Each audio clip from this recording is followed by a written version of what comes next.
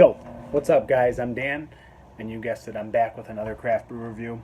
I'm coming at you with White Oak Alai, not regular Alai. We're talking about the White Oak version, guys. It's an IPA. It's like the base regular IPA, but a little bit of White Oak mixed in, and that it was rested on. So, yeah, this guy is one I've had once before. I had it last year sometime. I don't remember when it came out, but I look for this pretty frequently when it does come out because I do like the regular High Alive that they offer.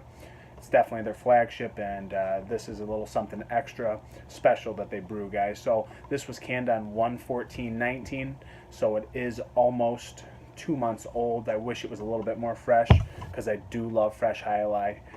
It does make a difference, guys, if it's only a matter of weeks rather than months old. So on the back we have our unique oak-aged IPA marries the tropical profile of High Alive IPA with notes of coconut and vanilla, contributed with white oak. Rustic wood notes abound, adding further dimension to our citrusy India Pale Ale, guys. So I'm just going to get into it, guys. This is, again, 7.5% and 65 IBUs we have. So let's get it into some proper glassware, guys, because I do not like to drink craft beer out of the can. It's that simple. I don't like to do it. Let's get this sucker going. Hopefully my brother-in-law isn't mad because this is not my beer, it's his. And I just jacked it right out of the fridge because that's how I roll sometimes. Okay, let's go for it, guys. We have the beautiful burnt orange. Very dirty. I see some particulate actually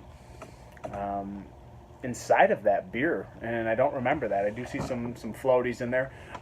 Nice fluffy head, about a pinky finger of head, and it's not tightly compact, but it's more creamy with some bigger bubbling distributed randomly throughout the middle, but definitely a creamy white layer of head, guys. It just looks really nice. It's a beautiful looking beer. It looks a lot like the Shorts one I just had recently. It looks like Controversial, actually. It looks very similar to that, and I just had that. So I can already smell some citrus burst right out of here. It smells like a little bit of orange. So let's go to a regular solid aroma. Right to the nose we go. I get a little bit of dankness for sure. I see some pine in there.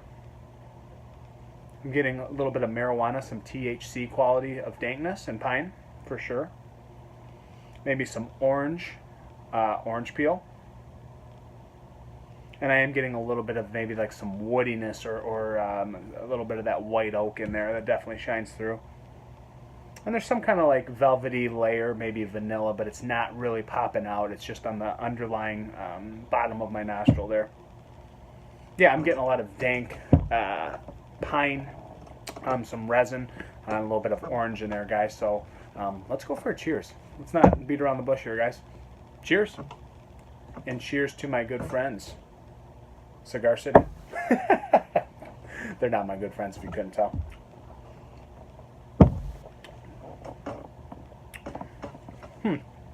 Definitely maltier than I remembered. Wow. A lot more malt in there.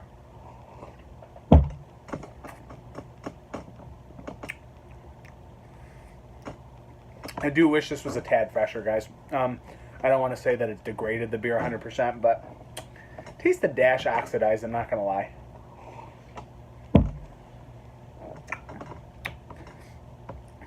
Definitely like some sweet crackery malt in the front end. Definitely a maltiness right on the front. Big malt presence. I don't see as much orange popping through as I remembered. It's definitely not as orange citrusy abundance in there. There's not that much going on. Big bitterness, bigger bitterness than I remember. With that sweet crackery malt on the beginning, it is balanced out very nicely with those 65 IBUs. It just that bitterness and dryness sure lingers. On that back end, I do get that maybe that white oak barrel thing going on, you know, that dries it out. That woodiness complements that sweet malt on the beginning. It definitely pairs well together, and it definitely balances the beer out very nicely. But the beer goes from one direction kind of more to the other, which ends up being very dry and bitter. But definitely some drinkability in there, no doubt. 7.5%. I do not taste the alcohol whatsoever. Definitely getting some orange peel shining through now. I do taste it a little bit more. What you do get is like a smoothness that comes with like some added vanilla. It's not overpowering. It's just very subtle, mixed in with that orange pithiness. A little bit of pine resin in there. Yeah, it's enjoyable though, guys.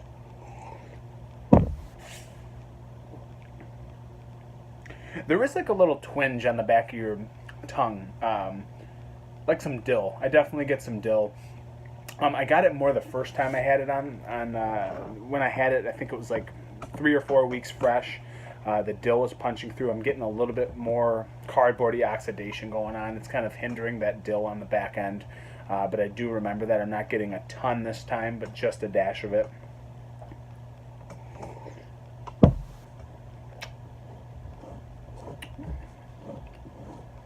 Yeah, guys, I mean, you get a nice pairing again. There's definitely like resinous pine, orange peel, definitely some pithiness from that peel.